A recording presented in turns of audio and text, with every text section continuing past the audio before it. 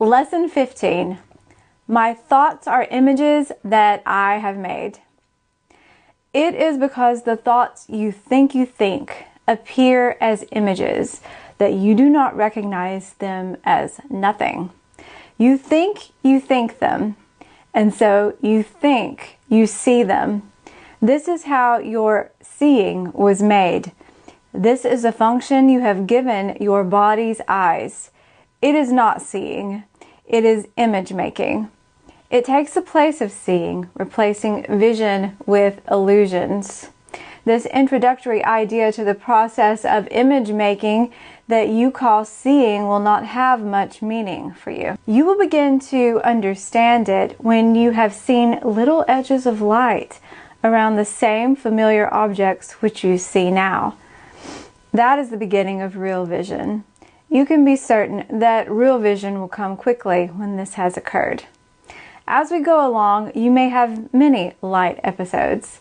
They may take many different forms, some of them quite unexpected. Do not be afraid of them. They are signs that you are opening your eyes at last. They will not persist because they merely symbolize true perception, and they are not related to knowledge. These exercises will not reveal knowledge to you, but they will prepare the way to it. In practicing the idea for today, repeat it first to yourself, and then apply it to whatever you see around you, using its name and letting your eyes rest on it as you say, "This blank is an image that I have made. This blank is an image that I have made."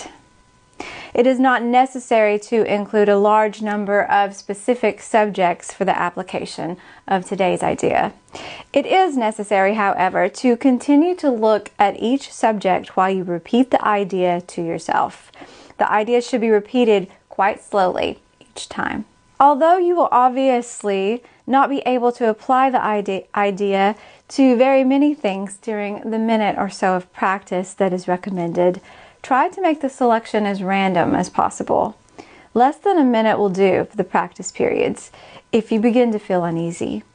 Do not have more than 3 application periods for today's idea unless you feel completely comfortable with it, and do not exceed 4.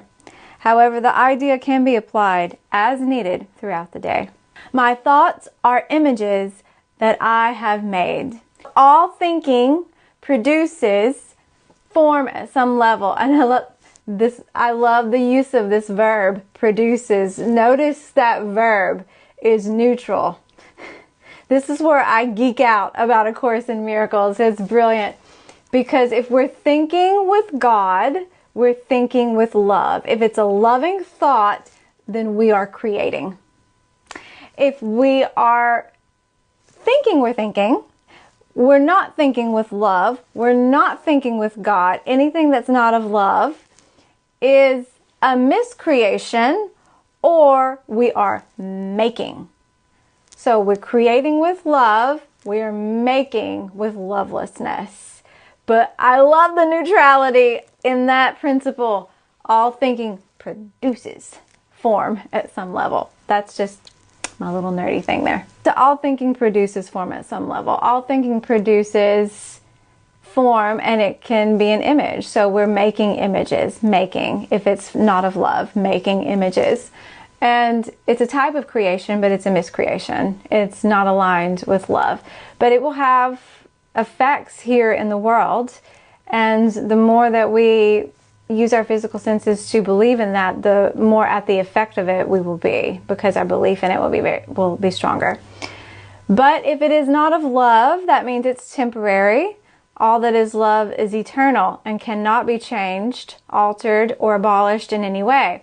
That which is loveless that we make is temporary, can be transformed, nullified, and abolished. So that's the good news. So think of it like this.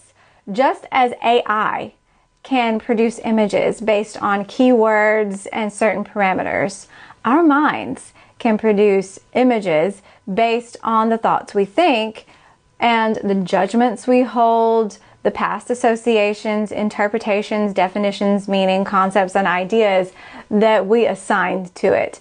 Keywords that we are giving, and then an image is made. But we know that those AI images aren't real. Like, you can tell something's just a little off, and it's the same for when we are miscreating or making with our minds. So just like an AI image that seems real but isn't, our minds can produce, our thoughts can produce illusions that seem real, but it's just fantasy. It's negative fantasy. It seems real, but it really isn't.